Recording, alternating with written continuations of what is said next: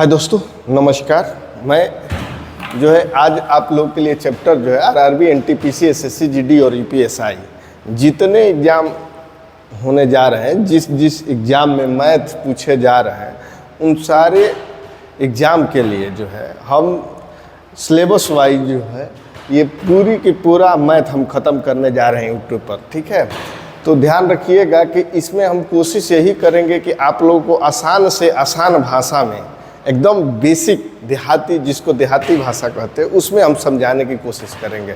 ठीक है, जिनको कोई भी दिक्कत होगी, जहाँ पे भी दिक्कत होगी भाई हमको कमेंट में बता सकता है। जैसे ध्यान रखिएगा, हम स्टार्ट करते हैं।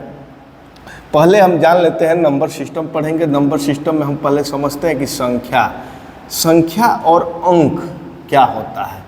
ठीक है, संख्या और अंक में क्या अंतर होता है, यानी नंबर, ठीक है, और digit. What is the difference between number and digit, यही बताना है। ठीक है, तो नंबर क्या होता है, संख्या क्या होता है। बहुत सारे बच्चों को ये सबसे बड़ी समस्या होती है कि अंक क्या होता है और संख्या क्या होता है, इसमें डिफरेंस पता ही नहीं होता है। तो पहले हम समझते हैं कि अंक और संख्या क्या होता है। तो देखिए, ध्यान रखिएगा, अंक जो होता है संख्या प्रदर्शित करने का चिन्ह होता है। संख्या प्रदर्शित करने का चिन्ह होता है, करने का चिन्ह होता है। ठीक है, ये चिन्ह है। जैसे कि ध्यान रखिएगा, जैसे कि हम इस तरह से लिख दिए तो हम क्या पढ़िए, अल्फ़ाबेट में इसको ए पढ़ते हैं। उसी तरह से अगर हम इस तरह से लिख दिए और इस तरह से लिख दिए तो इसका मतलब ये संख्या में पढ़ेंगे 0, ये 1 पढ़ेंगे, ये 2 पढ़ेंगे, 3 पढ़ेंगे, 4 पढ़ेंगे, 5, 6, 7, 8 और 9, माने इस तरह से पढ़ेंगे। ठीक है, जो चिन्ह जैसे लिखा हुआ है, जैसे इस प्रकार हम चिन्ह बना दिए तो इसका मतलब क्या हुआ कि हम 9 पढ़ेंगे। हम कोई चिन्ह ऐसे बना दिए तो इसका मतलब क्या हुआ कि जब संख्या में हम पढ़ेंगे तो इसको क्या पढ़ेंगे, 7 पढ़ेंगे। यानी अंकों की संख्या मात्र 10 ही होती है। अंकों की संख्या कितनी होती है, मात्र 10 होती है। ऐसी इन्हीं 10 अंकों से मिलाकर है पूरी संख्याओं की निर्माण होती है, जितनी संख्याएं होती है। जैसे कि अब संख्या तो आराम से हम कोई भी नंबर लेकर लिख लो आप, हम डिजिट, कोई भी डिजिट लेकर हम नंबर लिख सकते हैं, कोई दिक्कत नहीं है। 2, 3, अगर इसमें अगर ये पूछा जाए कि इस नंबर में कितने अंक है तो इस नंबर में कितने अंक होंगे, 2 अंक होंगे। ध्यान में रखिएगा, कोई भी नंबर इस तरह से लिख दिया 29, ठीक, ये 6729 है, यानी 6729 है। अगर इसमें पूछा जाए कि इसमें कितने अंक लिखे गए हैं तो 1, 2, 3, 4। बातें समझ में आई, अंक और संख्या क्या होता है। ठीक है, अब हम ये आप लोगों को समझ पा रहे हैं कि ये आप लोग समझ गए होंगे। ठीक है, आगे आते हैं संख्या। अब संख्याओं के बारे में पढ़ेंगे कि संख्या क्या होती है। संख्या पढ़ते हैं नंबर। ठीक, नंबर में पहले हम संख्याओं के प्रकार देखते हैं। सबसे पहले हम लोग पढ़ते हैं प्राकृतिक संख्या। क्या पढ़ते हैं, प्राकृतिक संख्या। प्राकृतिक संख्या क्या होती है, ध्यान रखिएगा। प्राकृतिक संख्या, इसको अंग्रेजी में कहा जाता है नेचुरल नंबर। इसको अंग्रेजी में क्या कहा जाता है, नेचुरल नंबर। नेचुरल नंबर क्या होता है, थोड़ा सा ध्यान देते हैं। गिनती की संख्याओं को क्या कहते हैं, गिनती की संख्याओं को प्राकृतिक संख्या कहते हैं। गिनती की संख्याओं को क्या कहते हैं, प्राकृतिक संख्या कहते हैं। All counting number is called natural number. ठीक है, संख्या कहते हैं। जैसे गिनती की सभी संख्याओं को क्या कहेंगे, गिनती स्टार्ट कहाँ से होती है भाई, 1 से, 1, 2, 3, 4, 5, 6, 7, ये इन्फिनाइट तक चले जाएंगे, अनंत। ठीक है, आगे प्राकृतिक संख्या के बाद देखते हैं पूर्ण संख्या। पूर्ण संख्या क्या होता है भाई, पूर्ण संख्या जिसको कहते हैं होल नंबर, पूर्ण संख्या। ठीक है,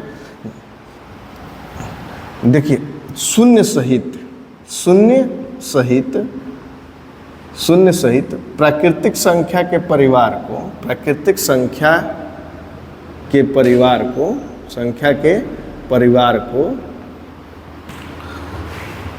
पूर्ण संख्या कहते हैं।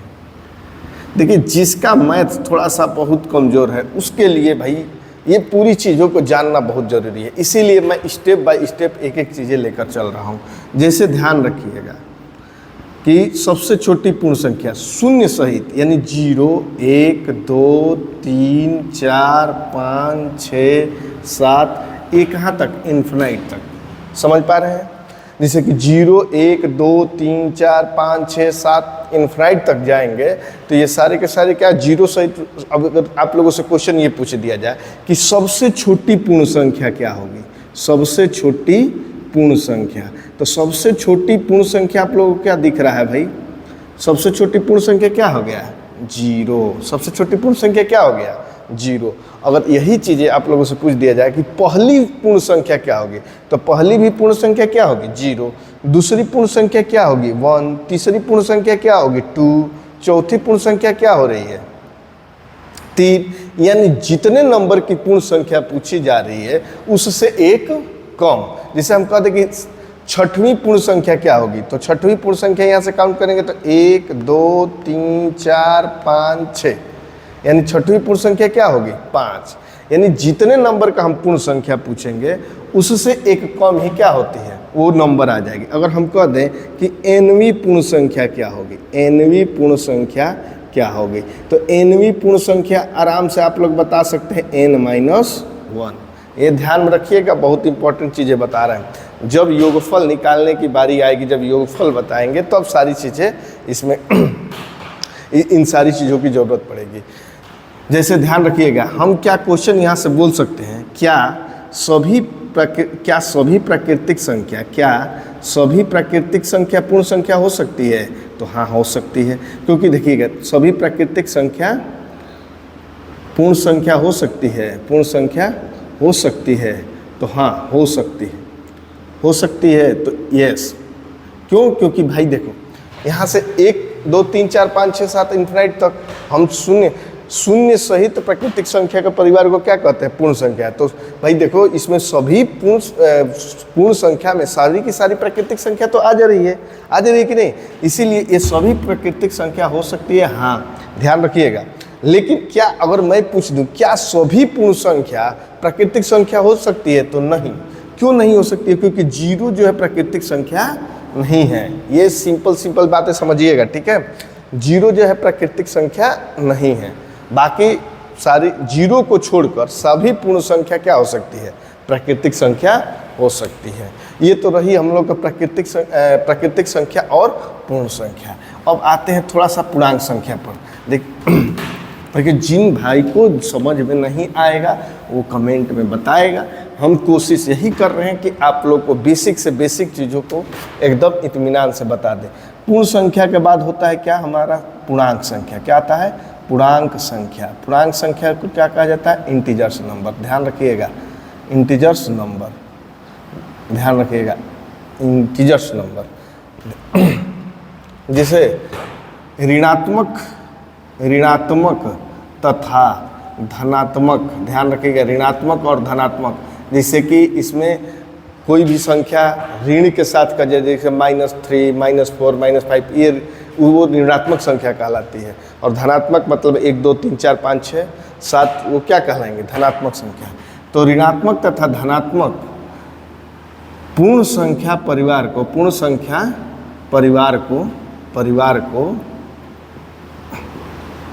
को पूर्णांक संख्या कहते हैं। क्या कहते हैं?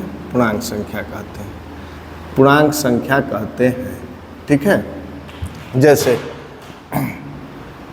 -4, -3, -2, -1, 0, 1, 2, 3, 4, 5, ये कहाँ तक? इन्फिनाइट तक। ऋणात्मक में भी इन्फिनाइट तक जा सकते हैं।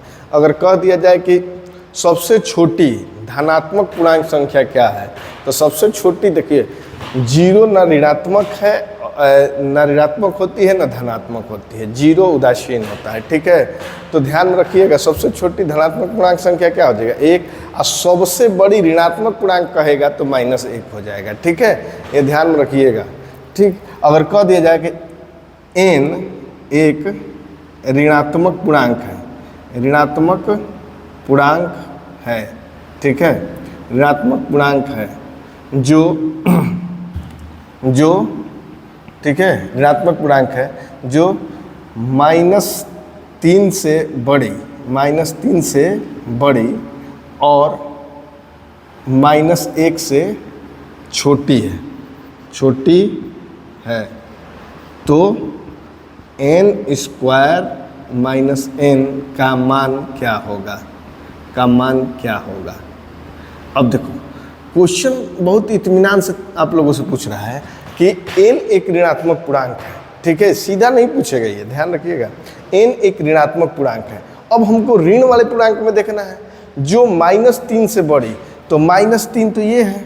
अब माइनस देखो, ऋणात्मक में एक इशू होता है कि जो अंक छोटा होता है वो सबसे बड़ा होता है ऋणात्मक में, और जो ऋणात्मक में जो सबसे बड़ा होता है वो सबसे छोटा संख्या होता है।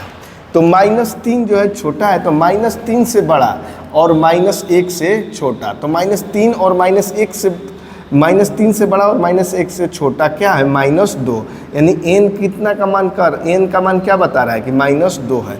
अब हमको निकालना है कि n² - n का मान क्या होगा, तो सिंपल सी बात है कि n², तो n के जगह पे क्या रख देंगे, -2 का स्क्वायर और -2, तब करेंगे तो ये कितना हो जाएगा, 2 दूनी का 4, माइनस माइनस प्लस हो जाएगा, ये माइनस माइनस प्लस हो जाएगा 2, यानी 4 2 कितना हो जाएगा 6।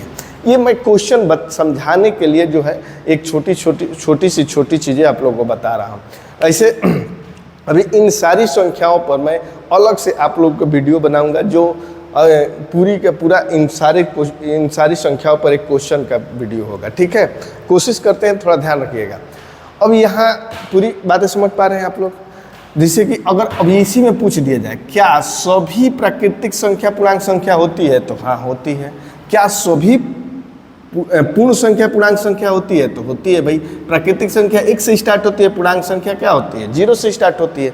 लेकिन क्या अगर आप लोगों से ये पूछ दिया जाए कि सभी पूर्णांक संख्या प्राकृतिक संख्या होती है, तो नहीं। क्यों नहीं होती है, क्योंकि माइनस ऋण जो है प्राकृतिक संख्या में काउंट नहीं होगा, ठीक है, बात समझिएगा। और पूर्ण अगर ये ना प्राकृतिक में काउंट होगा ना पूर्णांक में काउंट होगा, ठीक, कोई दिक्कत नहीं है। अब आते हैं हम लोग किस पे, सम संख्या पर, किसी को कोई डाउट नहीं होना चाहिए, ठीक है। अब आते हैं हम लोग किस पे, सम संख्या, थोड़ा ध्यान रखिएगा। अब देखिएगा सम संख्या क्या होता है। सम संख्या ये भी बहुत इंपॉर्टेंट है भाई, इसको कहते हैं इवन नंबर। सम संख्या क्या होता है, ठीक, जिनको कोई दिक्कत होगी वो कमेंट में भाई बता देगा, ठीक है। इवन नंबर क्या होता है, तो ऐसी संख्या जो क्या होती है, जो 2 से विभाज्य, ऐसी संख्याएं जो 2 से विभाज्य हो या 2 से जिसमें पूरी भाग लग जाए, उसे क्या कहते हैं, सम संख्या कहते हैं, वो सम संख्या होती है। अब ध्यान रखते हैं सम संख्या इवन नंबर, जैसे ध्यान रखिएगा, पहली सम संख्या क्या हो जाएगी, 2 4 6 8, ये देखिए 0 भी एक सम संख्या होती है, ठीक है, ध्यान में रखिएगा। तो इन्फिनाइट तक जा सकते हैं, 2 4 6 8 10 12 14 16 18 20, ये सारी की सारी क्या है, सम संख्या है। अगर हम पूछ दिए कि पहली सम संख्या क्या है, तो 2, दूसरी सम संख्या बोले तो क्या हो गया 4, तीसरी सम संख्या बोले तो 6, चौथी बोले तो 8, पांचवी बोलेंगे तो 10। कुछ समझ में आ रहा है कि पहली बोल रहे हैं तो 2, दूसरी बोल रहे हैं तो 2 दूनी का 4, तीसरी बोल रहे हैं तो 3 दूनी 6, चौथी बोल रहे हैं तो 4 दूनी 8। तो उसी प्रकार से अगर हम कह दें कि nवीं सम संख्या क्या होगी, nवीं सम संख्या क्या होगी, तो nवीं सम संख्या फट से हम लोग बता सकते हैं कि क्या होगी, 2n होगा, दुगुना हो जाएगा। जैसे 13वीं सम संख्या, अब 13वीं सम संख्या का मान लो कि 13वीं सम संख्या क्या होगा, तो 13वीं सम संख्या क्या हो जाएगा भाई, 13 दूनी 2n, 13 दूनी 26। ये बातें पूरी तरह से समझ लीजिएगा, कोई इसमें आगे बहुत काम करेगा ये सारी चीज़ें। सम संख्या और आते हैं अब विषम संख्या पर, सम संख्या क्या, और उसके बाद आते हैं विषम संख्या पर, ठीक है। विषम संख्या तो ध्यान रखिए, उसको कहते हैं ऑड नंबर, उसको क्या कहते हैं, ऑड नंबर। विषम संख्या को क्या कहते हैं, ऑड नंबर, ध्यान रखिएगा। ऐसी संख्या जो 2 से विभाज्य न हो, ऐसी संख्याएं जो 2 से विभाज्य न हो, 2 से विभाज्य न हो, 9 विषम संख्याएं कहलाती हैं, विषम संख्याएं कहलाती हैं। ठीक है। अब जैसे ध्यान रखिएगा, ऐसी संख्याएं जो 2 से विभाज्य न हो, जैसे 1, 3, 5, 7, 9, 11, 13, 15, 17, ये सो इन्फिनाइट तक जाएगी। ठीक है। ऐसी संख्याएं जो 2 से विभाज्य न हो, तो अगर हम कह दें कि पहली विषम संख्या क्या है, तो 1, दूसरी विषम संख्या क्या है, 3, तीसरी विषम संख्या क्या है, 5, चौथी विषम संख्या क्या है, 7। समझ पा रहे हैं क्या? अगर आप लोगों से पूछा जाए कि सबसे छोटी विषम संख्या 1, इसमें पूछ दिया जाए कि सबसे छोटी सम संख्या 2, पहली धनात्मक सम संख्या तो 2, पहली धनात्मक क्या विषम संख्या क्या हो जाएगा, 1। ये बातें समझ पा रहे हैं क्या? तो उसी तरह से हम कह दें कि पहली विषम संख्या 1 हो रही है, दूसरी विषम संख्या 3, तीसरी 6, तो कुछ समझ में आ रहा क्या है कि हम कह दें तीसरी विषम संख्या, तो 3 दूनी 6 माइनस 1, दूसरी विषम संख्या जितना नंबर का पूछ रहे हैं उसका दुगुना -1, जैसे कि चौथी विषम संख्या, तो 4 दूनी क्या होता है 8, में से 1 कम कर लो 7 हो जाएगा। पांचवी विषम संख्या कह दें तो 5 दूनी 10 -1 9। छठवीं विषम संख्या कह दें तो 6 दूनी 12 -1 11। ये बातें समझ पा रहे हैं? जैसे तो उसी तरह से कह दीजिए nवीं विषम संख्या क्या होगी, nवीं विषम संख्या क्या होगी। तो सिंपल सी बात है कि हम क्या कर रहे हैं, उसका दुगुना -1 कर दे रहे हैं, तो क्या हो रहा है, विषम संख्या प्राप्त हो जा रहा है। किसी को कोई दिक्कत? ये ध्यान रखिएगा। इसमें क्वेश्चन कैसे पूछता है, ध्यान रखिएगा। कह देगा कि 13वीं विषम संख्या तथा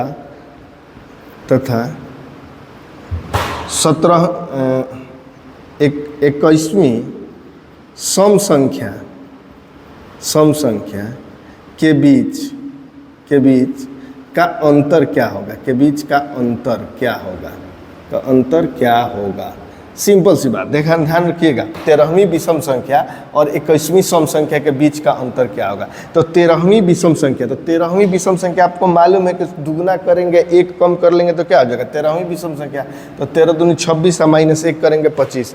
21वीं सम संख्या, तो 21वीं सम संख्या मतलब उसका डबल, तो 21 दूनी क्या होगा 42, और फट से इन दोनों के बीच का अंतर घटा देंगे, 12 में से 5 जाएगा कितना हो जाएगा 7, और 3 में से 2 जाएगा 1, यानी इनके बीच का अंतर कितना हो जाएगा 17। समझ पा रहे हैं क्या? कोई दिक्कत नहीं होनी चाहिए किसी को भी। ठीक है। तो हम आगे की सारी संख्याओं को नेक्स्ट वीडियो में चर्चा करेंगे। हम छोटे छोटे कोशिश कर रहे हैं कि ज़्यादा आप लोग को दिक्कत ना हो, छोटे छोटे वीडियो बना के डालते रहेंगे। ठीक है। आगे और मैथ सीखने के लिए, आसान चीज़ों को सीखने के लिए हमारे चैनल को लाइक एंड सब्सक्राइब जरूर करें। ठीक है। चलिए, जय हिंद।